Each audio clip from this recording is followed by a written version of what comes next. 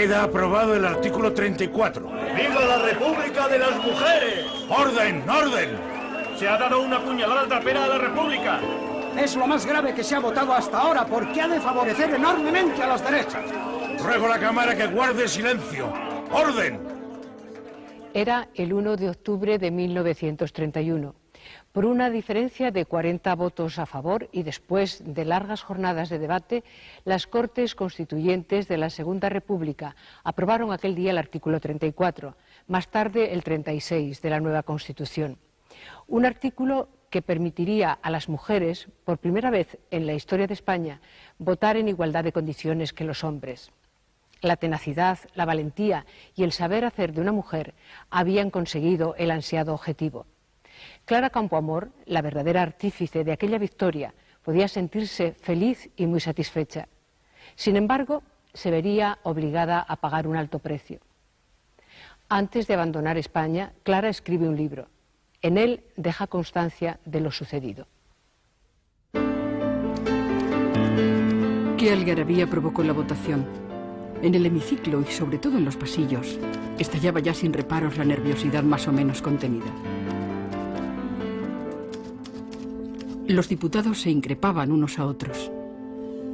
A causa de esa excitación me increpaban también a mí. Quiero confiar no a mí, sino a textos periodísticos, el reflejo del momento.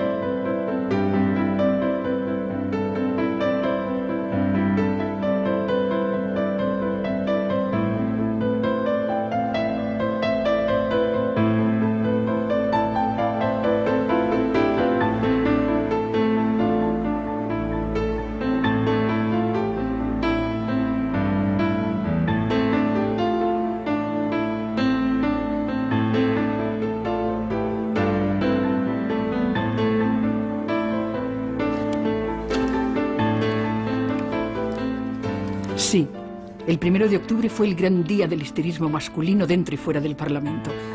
Y es que el voto femenino pesaba como una losa más que sobre el corazón, sobre el hígado de muchos españoles. Llovieron las lamentaciones. Pobres hombres políticos aferrados a la esperanza de que nada se transformara en el país, a que nada evolucionara, a que nada ni nadie se despertara espiritualmente y caminara hacia el porvenir. Para un gobierno que defendía la imparcialidad y la justicia, y que por ello había modificado la ley electoral declarando elegibles como diputados de las Cortes Constituyentes a las mujeres mayores de 23 años, y que había nombrado a una mujer, Victoria Kent, directora general de prisiones, aquella decisión de autorizar el voto femenino debería significar un importante y unánime triunfo. Sin embargo, no fue así. Incluso, las dos únicas mujeres parlamentarias mostraron posturas totalmente encontradas a la hora de manifestarse sobre el sufragio femenino. Las dos eran universitarias, pertenecían al grupo privilegiado que había podido asistir a la universidad, que desde 1910 admitía mujeres como alumnas. A comienzos de este siglo, más del 70% de las mujeres eran analfabetas. Según las estadísticas, solo un 10% del alumnado de estudios medios pertenecía al sexo femenino. Y aunque niños y niñas compartían aulas, las actividades diferían bastante de acuerdo con el sexo. A las niñas se les enseñaba lo elemental. Así pues, de acuerdo con aquella situación, no resulta extraño, al analizar el porcentaje de estudios universitarios, encontrarse con el increíble dato de que por 17.000 varones, solo una mujer asistía a la universidad. Pero, esperanzadoramente, a finales de la década de los 20, el índice de analfabetismo femenino había descendido al 58%, y la proporción entre estudiantes-estudiantas también acortaba diferencias. Con la llegada de la República, las mujeres empezaron a participar en los partidos políticos y a ocupar cargos solo desempeñados hasta entonces por los hombres. Clara Campoamor y Victoria Kent constituían ejemplos bien representativos de la nueva situación. Las dos son miembros del Congreso de los Diputados. Las dos se convertirán en protagonistas de aquel debate. En el diario de Informaciones se podía leer: dos mujeres solamente en la Cámara, y ni por casualidad están de acuerdo. Hoy han hablado las dos, y hemos de reconocer que estaba más en su papel la señorita Campoamor que la señorita Kent.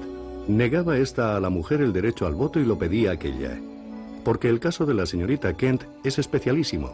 Ella legisla y no quiere que las demás legislen. Ella vota y no quiere que las demás voten.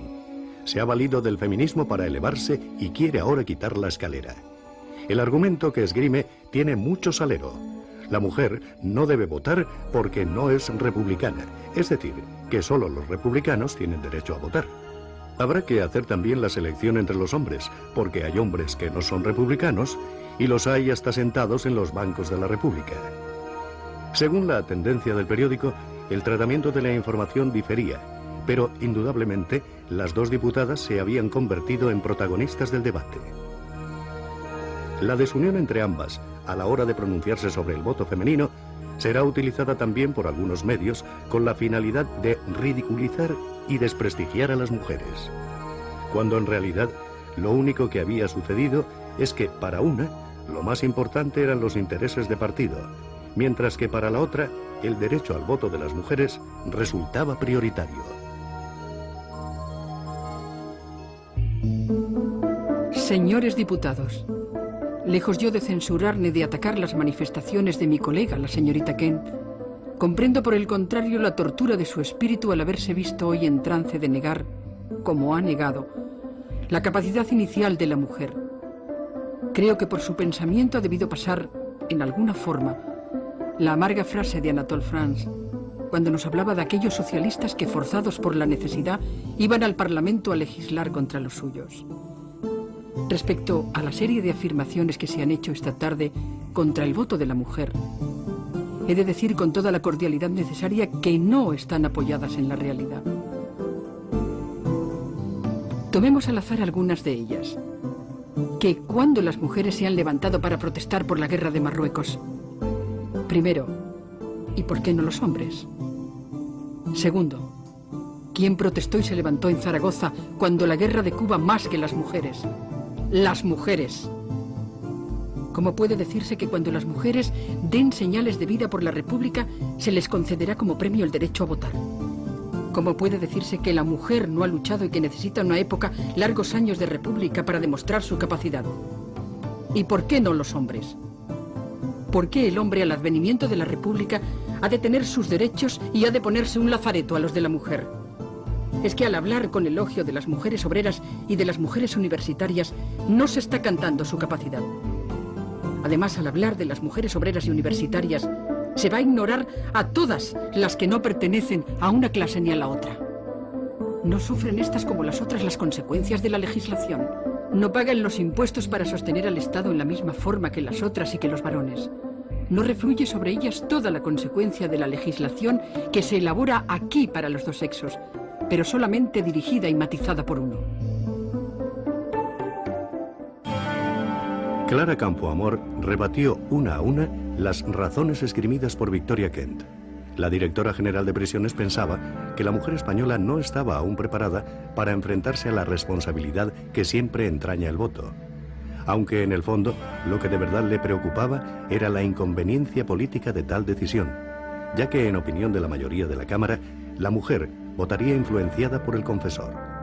El señor Guerra del Río, del mismo partido que Clara Campoamor, intervino para decir que ellos no negaban el voto a la mujer y que estaban dispuestos a consignarlo en una ley electoral, ley que las Cortes de la República, según el diputado radical, podrían derogar cuando lo considerasen oportuno, porque...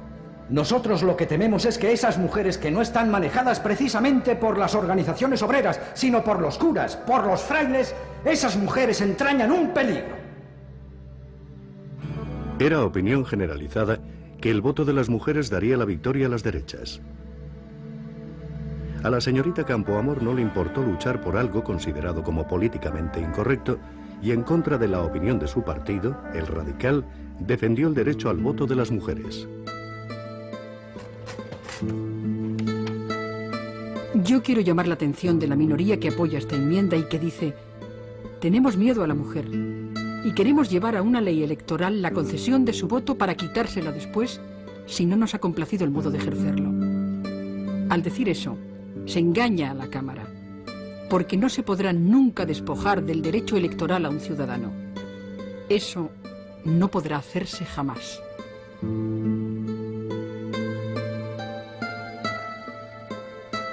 Defendí con toda mi fuerza y argumenté lo mejor que supe el derecho de las mujeres a manifestarse en las urnas, igual que lo iba a hacer la otra mitad de la humanidad.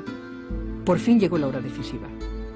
Votaron a favor los socialistas con algunas notorias abstenciones, como la de don Indalecio Prieto, que abandonó el salón siendo seguido por algunos diputados afines. Con un fervor de cruzado vimos lanzarse a los pasillos al diputado socialista señor Cordero para increpar y acarrear al hemiciclo a no pocos de sus correligionarios abandonistas, a los que recordaba sus deberes y disciplina, logrando hacer votar a muchos. También votaron a favor los catalanes de todos los matices, galleguistas, progresistas y derechas. Con una ausencia de casi un 40% del total de parlamentarios, el resultado fue de 121 votos en contra del sufragio femenino y 161 a favor. Clara Campoamor hace una defensa del voto de las mujeres basada en principios y no en consecuencias. Puede ser que las mujeres voten en una primera elección de una forma que ella no lo haría, o incluso en una segunda elección. Con independencia de esto, ella cree que solo teniendo los derechos políticos se sabe usar la libertad, y que por lo tanto las mujeres no pueden ser privadas de sus derechos políticos, porque además tenerlos es un derecho natural, por ser seres humanos, y consigue además para esto el apoyo suficiente en la Cámara. Convence a quienes estaban poco convencidos, pero también tiene esa fuerza de los que ya están convencidos, y ella sabe además utilizarla. Yo creo que fue una defensa muy valorada desde la perspectiva de hoy. Era una mujer de fuertes convicciones feministas, era una mujer que por encima de los intereses de los partidos de aquella época consideró que el derecho del voto a la mujer era un derecho fundamental y por tanto yo creo que fue una defensa extraordinaria, apasionada y extraordinaria. Clara fue la gran defensora de mantener el principio de igualdad en la concesión del voto en el año 31, porque lo que se plantea en las Cortes no es tanto si se da o no el voto a la mujer, sino cómo se da. Y frente a los grupos que mantienen que hay que limitar el voto a la mujer por razón de Estado, por el miedo a que vote contra la República, Clara será la única mujer de las 3 diputadas y la única de su grupo que mantiene que por encima de los intereses del Estado está el principio de igualdad. El 1 de octubre de 1931 fue un gran día para las feministas españolas que, aunque no eran muy numerosas entonces en nuestro país, sí formaban importantes grupos de trabajo y supieron apoyar a Clara Campoamor. Las mujeres, al fin, podían ejercer su derecho al voto en igualdad de condiciones que los hombres. La Asociación Nacional de Mujeres Españolas, presidida por Benita Asas Manterola, ofreció un homenaje de agradecimiento a Clara Campoamor. Le hicieron entrega de una placa en la que estaban grabadas las siguientes fechas. Día 1 de septiembre de 1931, día en el que una mujer, Clara Campoamor, habla por primera vez en las Cortes. Día 14 de septiembre, jornada en la que por primera vez una mujer española, Clara Campoamor, interviene como delegada del gobierno en la Sociedad de Naciones en Ginebra. Día 1 de octubre, fecha en que la mujer española obtiene el derecho al voto gracias a la colaboración extraordinaria de Clara Campoamor. Tenía entonces Clara 43 años. Era una persona que se había hecho a sí misma, consiguiendo situarse entre las mujeres más destacadas de la España de aquel tiempo. Hube de combatir siempre con gran esfuerzo, y del dolor de los golpes ganados en la lucha me quedó siempre una serena recompensa, la de que mi personalidad sencilla nació, creció y logróse sin hipoteca alguna del espíritu o la materia. Es un confortador orgullo que resarce de infinitas amarguras. Nació Clara Campoamor en Madrid a finales del invierno de 1888. Huérfana de padre desde los 13 años, se ve obligada a abandonar sus estudios para colaborar en la economía familiar. Primero trabaja ayudando a su madre, que es modista, y después en un comercio como dependienta. A los 21 años, consigue aprobar unas oposiciones para el Cuerpo Auxiliar de Telégrafos. La destinan a Zaragoza y a los pocos meses la trasladan a San Sebastián, ciudad que va a ocupar un lugar destacado en su vida. Clara Campoamor no se conforma con el empleo que tiene porque lo que desea es hacerse abogada y necesita más dinero para afrontar los estudios. Vuelve a presentarse a unas oposiciones y obtiene plaza de profesora especial de taquigrafía y mecanografía en las escuelas de adultas en Madrid, con un sueldo anual de 1.500 pesetas. Compatibiliza este empleo con las tareas como secretaria de varios periódicos. Por fin, a los 33 años, inicia sus estudios de bachillerato obteniendo el título, lo que le permite matricularse en Derecho en la Universidad de Oviedo, licenciándose en Madrid en 1924. Tenía 36 años. Clara Campoamor había cumplido su objetivo y, a diferencia de otras mujeres, no tan fuertes como ella para enfrentarse a las innumerables trabas que deberían afrontar, solicita su inscripción en el Colegio de Abogados, ya que quiere ejercer como abogada. Aprobada su admisión en febrero de 1925, Clara Campoamor comienza a ejercer. Clara Campoamor lo que tiene es también un mérito extraordinario por la forma en que desarrolla su profesión. Para empezar, estudia en unas circunstancias excepcionales, trabajando a la vez como mecanógrafa, y obtiene el título pues a una edad ya de madurez, y empieza a ejercer en Madrid con un despacho en la Plaza de Santa Ana, en unos tiempos en que prácticamente no existía el ejercicio de la profesión de abogada para las mujeres, y además la primera mujer que actúa ante el Tribunal Supremo. Esto le da una relevancia en aquel tiempo impresionante y una fuerza como modelo y como pionera de tantos temas. Cuando ingresó en la Real Sociedad Matritense de Amigos del País, tuvo palabras de agradecimiento para esta entidad por ser una de las primeras sociedades que aceptaron mujeres entre sus miembros. Y en la Academia de Jurisprudencia, en este salón, testigo de muchas de sus intervenciones, pronunció Clara una interesante conferencia: La nueva mujer ante el derecho.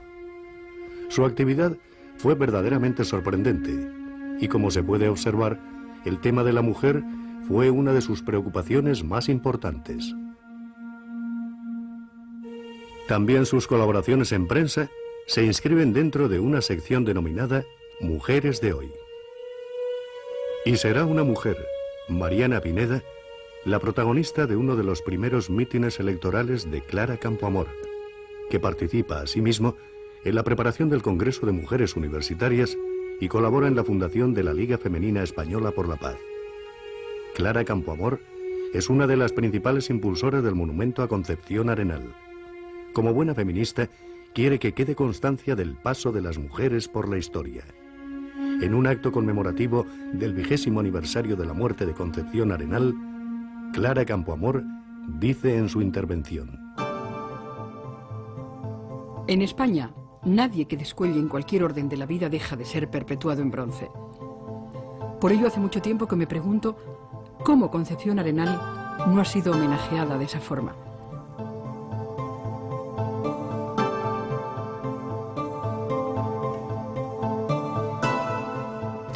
Me extraña que en este país y en esta época de logros esencialmente femeninos, en que las mujeres han alcanzado señaladas victorias que en otros tiempos se consideraban imposibles, Concepción Arenal, la que laboró más incansablemente por este bienestar espiritual, no haya sido honrada por los españoles como ella mereció. Claro está que a Concepción Arenal no se le hizo la justicia a que tenía derecho pleno. Y bien es cierto que muchas de sus máximas cayeron en olvido. Realmente el mejor homenaje a la preclara gallega debe consistir en seguir su obra, y el monumento puede servir de acicate a nuestros compatriotas para la imitación.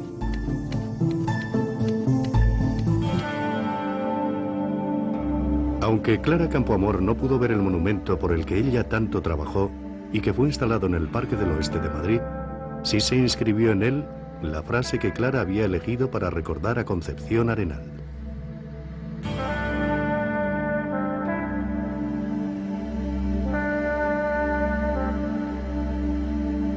Clara Campoamor pertenecía al grupo de mujeres intelectuales, liberales y de izquierdas que se iban abriendo camino en las tradicionales entidades del mundo de la cultura. Desde 1916 es miembro del Ateneo de Madrid. Cuando unos años después el dictador don Miguel Primo de Rivera quiere incluirla en la Junta de Gobierno de la mencionada institución, Clara rechazó la propuesta, a pesar de que su negativa implicaba la solicitud de excedencia en su labor como funcionaria en el Ministerio de Instrucción Pública. Clara Campoamor está en total desacuerdo con la dictadura de Primo de Rivera y con la monarquía. Ella siente y piensa como republicana. República, república siempre. Me parece la forma de gobierno más conforme con la evolución natural de los pueblos. Objetivamente considero a la república superior a cualquier otro régimen. Clara Campoamor, convencida republicana, actúa consecuentemente y por ello no acepta los cargos ofrecidos por el gobierno de la dictadura. No cabe la sospecha, al analizar su comportamiento, de que hubiera actuado por oportunismo político. En aquel tiempo todavía no estaba todo perdido para la dictadura de Primo de Rivera. Ella aplaudirá la caída del régimen dictatorial y la marcha del rey don Alfonso XIII. Dicen las informaciones aparecidas en la prensa que Clara Campoamor, el 14 de abril de 1931, festejó la llegada de la Segunda República desde el balcón del Círculo Republicano de San Sebastián, donde se encontraba después de haber defendido a los procesados en esta ciudad relacionados con la rebelión de Jaca. Lo que no se sabe es si en ese momento ya pertenecía a Acción Republicana, aunque lo más probable es que así fuera, porque en el mes siguiente figura entre los miembros del Consejo Nacional de este partido. Sin embargo, a los pocos días se presenta a las elecciones en las listas del Partido Radical. Clara Campoamor era una persona que se había hecho a sí misma enteramente y tenía una gran ambición. Pero cuando las personas tienen una ambición como la de Clara, es muy respetable. Quería estar en esta Cámara a cualquier precio porque tenía una causa que defender y cuando estuvo aquí la defendió. Amelia, ¿existían grandes diferencias entre los partidos Acción Republicana y Radical? ¿Se vio Clara obligada a traicionar un poco sus ideales? No, la habilidad de estos grupos era muy grande. En realidad eran grupos, casi diríamos, de poder dentro de unas ideas muy afines. No tuvo que hacer ningún tipo de pirueta política. Era una cosa natural buscar encaje allí donde se lo iban a dar. Dentro de un momento en el programa veremos qué sucede en las elecciones del 33. De todas formas, se cumple aquello que amenazaba a la izquierda en general, diciendo que el voto femenino iba a hacer perder las elecciones. Pero me gustaría que ahora nos dijeras por qué Clara Campoamor no sale elegida en esas elecciones. Clara Campoamor tiene un voto muy fiel, que la sigue votando, pero se ha enfrentado a su propio partido. Ha mantenido en la Cámara posiciones que su partido no ha respaldado. Se ha conseguido una gran cantidad de enemigos. No es nada fácil que pudiera salir. Además, Clara había conseguido que las mujeres votaran, pero justamente las mujeres utilizaron ese voto libremente y dentro de su capacidad de ciudadanía.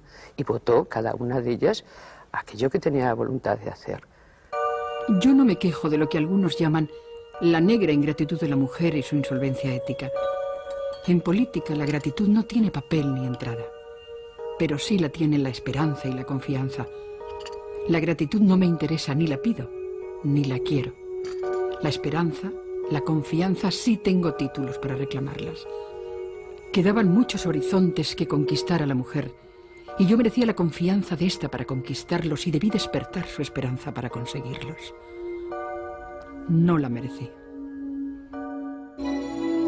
Lo cierto es que en el censo electoral de 1933, de 15 millones de electores, casi 8 eran mujeres.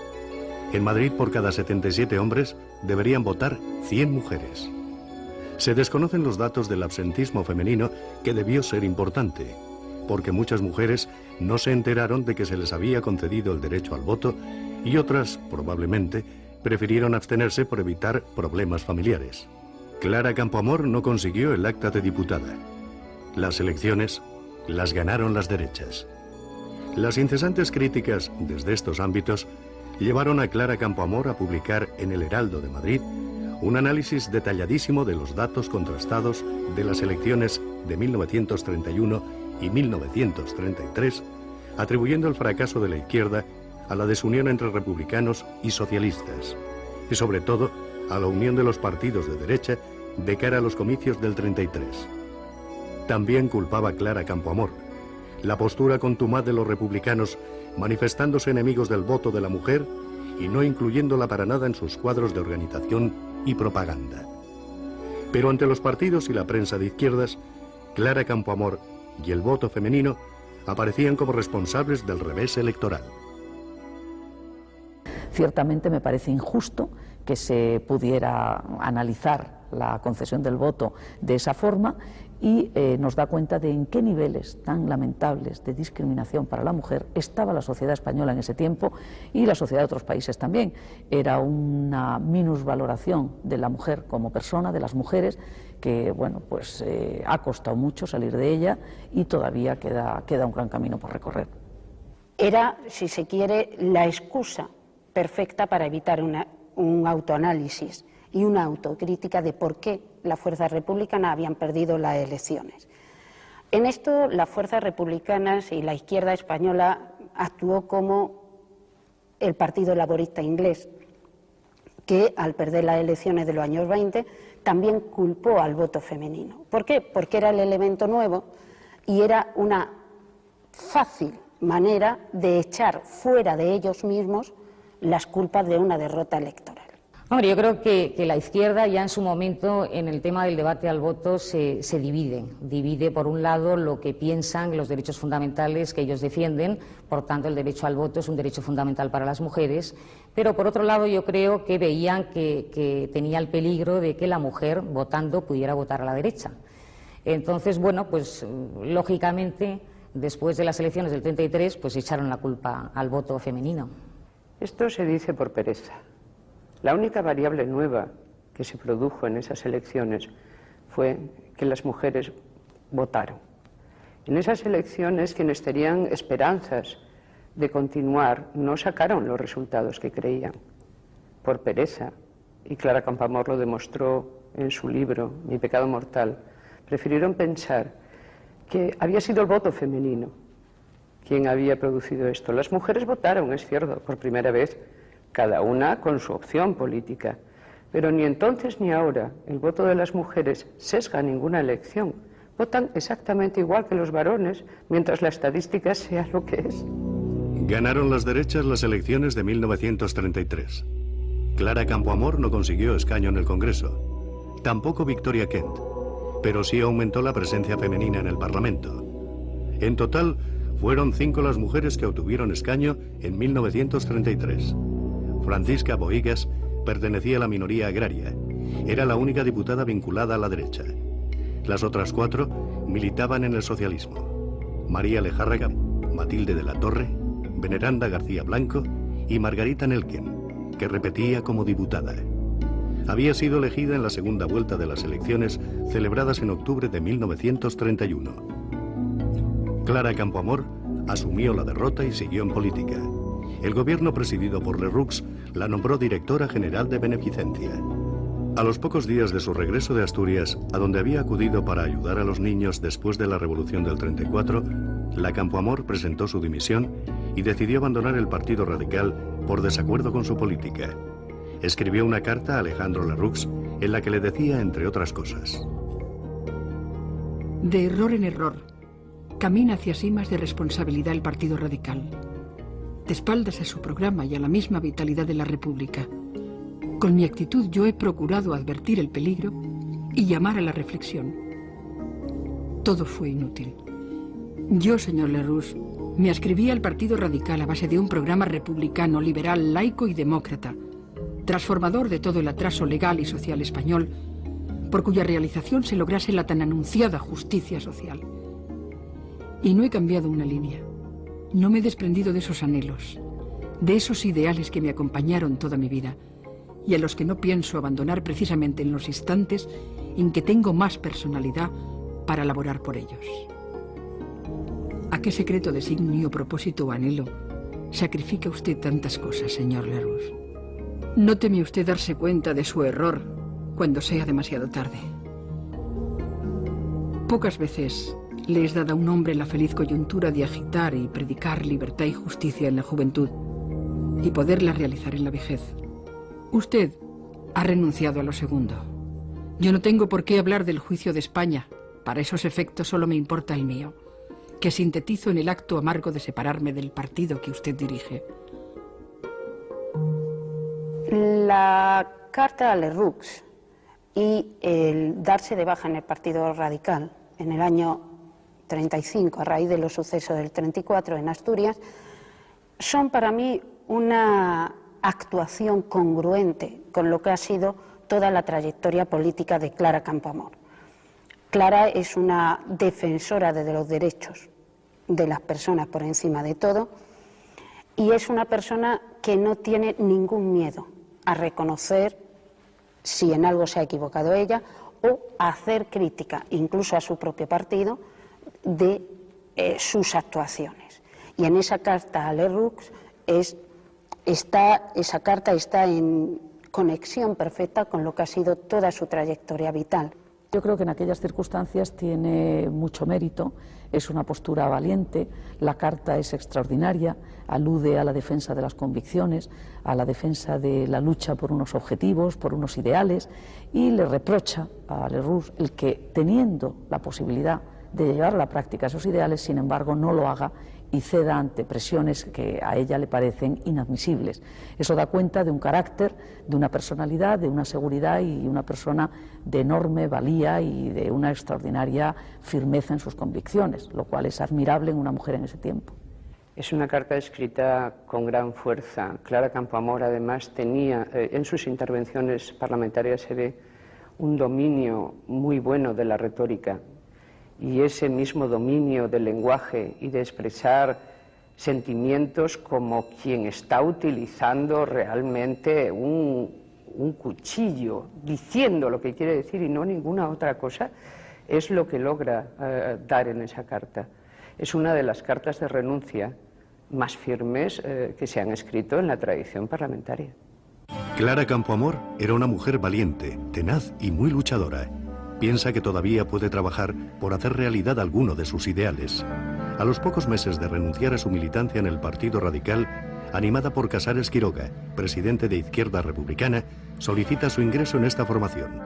La petición fue denegada por 183 votos. Solo 68 votaron a favor.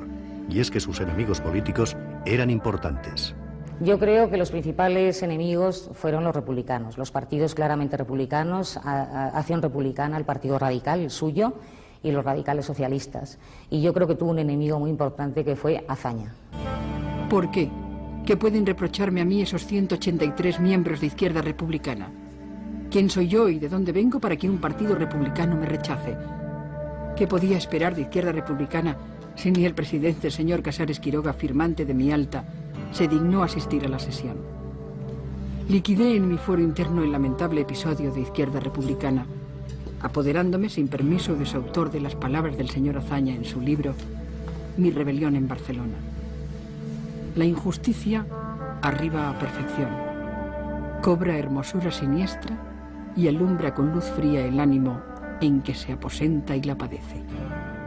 Clara Campoamor era una persona fundamentalmente inteligente, como inteligente crítica, y en tanto que crítica y autocrítica dentro de lo que es el partido político como estructura de poder siempre resulta incómoda, porque la persona crítica con su propio partido nunca es digamos, lo que más se busca dentro de lo que son las estructuras de poder de partido. Creo que son las personas más valiosas las que más pueden aportar, pero a su vez también las que más miedo generan por esa capacidad de autoanálisis, ¿no? el tema del derecho al voto era un tema polémico, no era un tema pacífico ni que hubiera ninguna unanimidad, como todos conocemos, y ciertamente ese hecho de haber defendido un tema polémico ya la sitúa en una situación de incomodidad. Pero es que además el tipo de persona valiente, decidida, segura en sus convicciones y que lucha por sus ideales, desde luego muchas veces no es cómodo para los partidos políticos, que más bien prefieren que haya unas directrices y que se cumplan. Ella se ha vuelto una persona incómoda. Por una parte tiene mucho relieve, pero no es obediente, no es concesiva. Es una persona a la cual no se le puede negar que tiene su propio peso. Desdichadamente esas cualidades en una mujer todavía siguen gustando poco en los partidos políticos.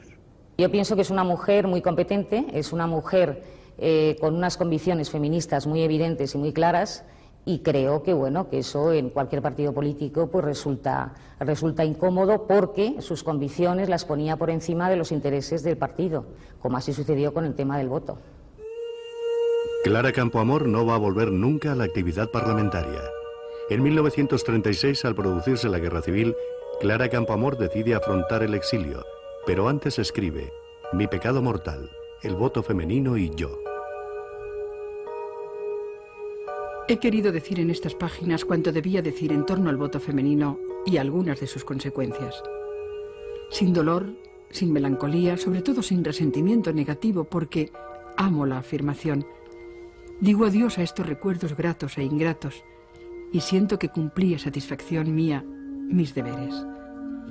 He acusado las injusticias porque no quiero que mi silencio las absuelva, y las he puntualizado para darme a mí misma los cimientos de las que hayan de ser mis futuras actuaciones políticas, tanto como para que de ellas deduzca enseñanzas la mujer.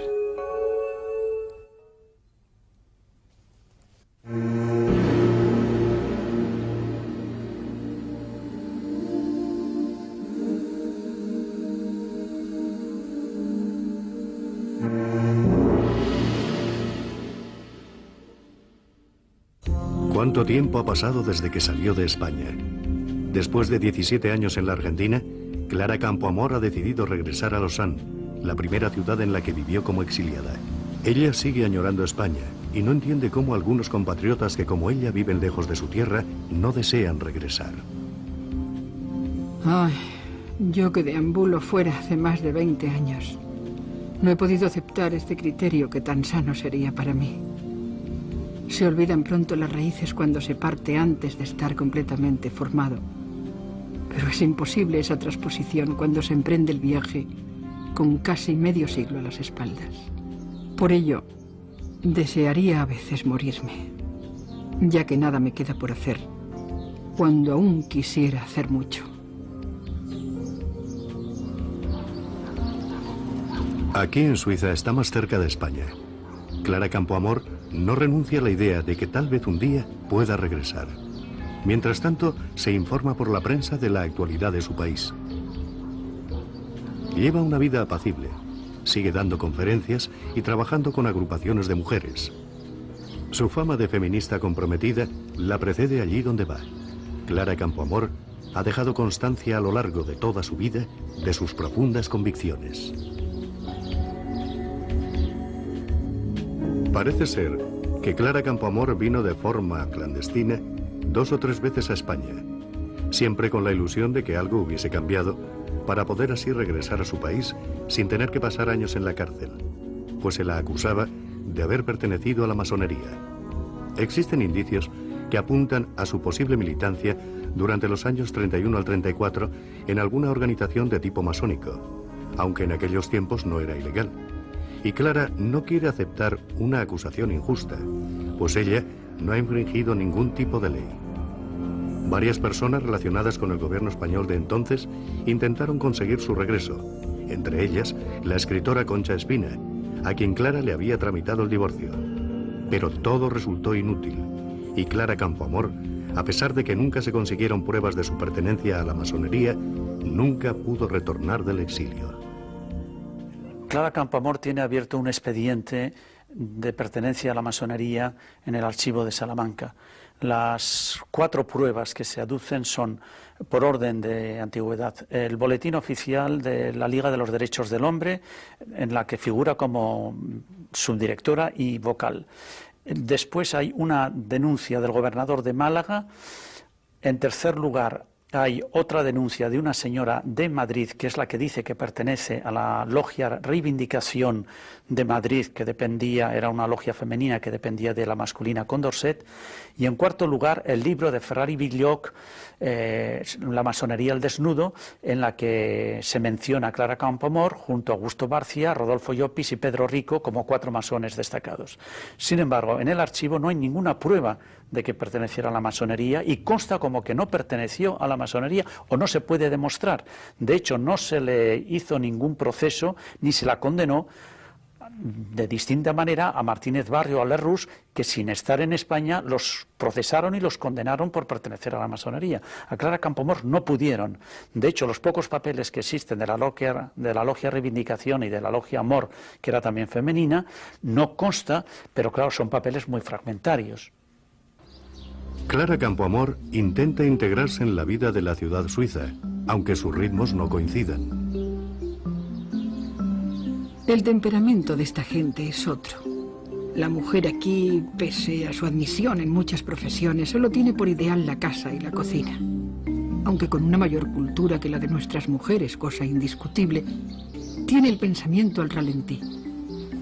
Y yo me estrello contra esta falta de viveza, de vida, que se acusa en todo. El lago Lehmann, las montañas y selvas las cambiaría yo por la cacharrería del Ateneo o por una buena discusión entre nosotras en torno a la mesa de un café. Asiste a las reuniones de las asociaciones femeninas y también acude a Bruselas para asistir al Congreso de la Federación Internacional de Mujeres de Carreras Jurídicas. Clara Campoamor conocerá allí a María Telo, joven abogada española. Cuando yo llegué a Bruselas en el año 1958 para asistir al Congreso de la Federación Internacional de Mujeres de Carreras Jurídicas, de la cual ella fue fundadora, y yo no lo sabía hasta entonces, fue fundadora, pues para mí fue una gran impresión, fue como un shock que sufrí al verla. Ella era una mujer muy comunicativa y en cuanto nos vimos, pues empezamos a hablar, porque de España quería saberlo todo. Porque ella tenía un gran sufrimiento de no poder estar en España.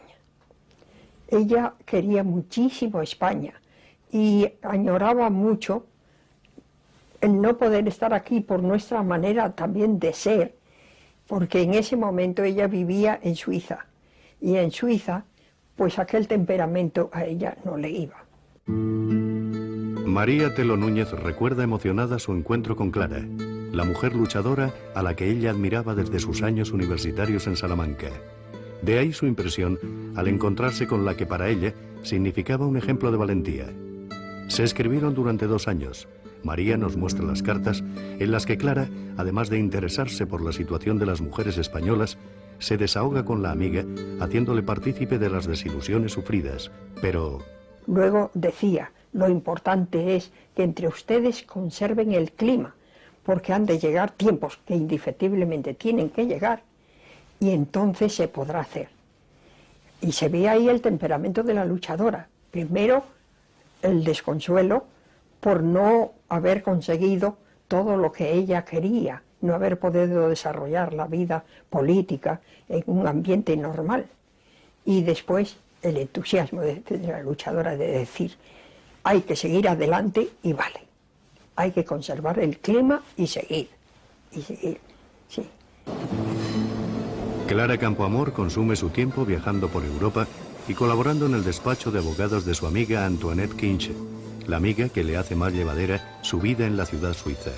Nunca Clara dejará de añorar a su tierra. En una de las cartas escritas a su amiga madrileña Consuelo Verges, Clara le dice: anhelo tanto poder al menos asomarme a mi pasado, a lo que constituye la entraña de mi antiguo ser. Creo que aún aceptando este género de vida, sería menos desdichada si pudiera de vez en cuando darme una vuelta por ahí. Resulta curioso observar las pequeñas coincidencias de la vida. En esta hermosa y plácida ciudad suiza iban a encontrar refugio dos mujeres totalmente distintas.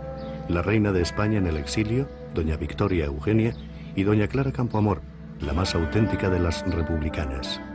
La España de los años 60 no las quería, ni a una ni a otra. Es poco probable que la reina supiera de la presencia de la republicana que había luchado por conseguir el derecho al voto de las mujeres. Pero seguro que Clara sí sabía que Victoria Eugenia vivía en Lausanne y se enteró de su muerte en 1969. Solo 3 años la sobrevivió Clara Campoamor. Clara, que llegó al mundo al final del invierno, se fue de él en plena primavera, el 30 de abril de 1972. En una carta enviada por Antoinette Kinch, amiga de Clara Campoamor, a Pilar Lois, sobrina de esta, le cuenta que 2 días antes de morir, víctima del cáncer, Clara le dijo: quiero ir a morir a España. Los restos de Clara Campoamor fueron trasladados a San Sebastián. El cementerio de Polloe fue el lugar elegido para su última morada en España. Seguro que a Clara le hubiese gustado la elección de esta ciudad, en la que vivió años de ilusión política y de trabajo comprometido, que fue una de las normas de su existencia. Mi ley es la lucha, y no me he adentrado ni formado en ella para volverme atrás por zarpazo de más o menos, ni para dolerme de las dificultades que la avaloran y decantan. En buenas cuentas no he hecho sino empezar, y el campo en que fructificó aquel ideal se ha llenado ya de nuevas semillas.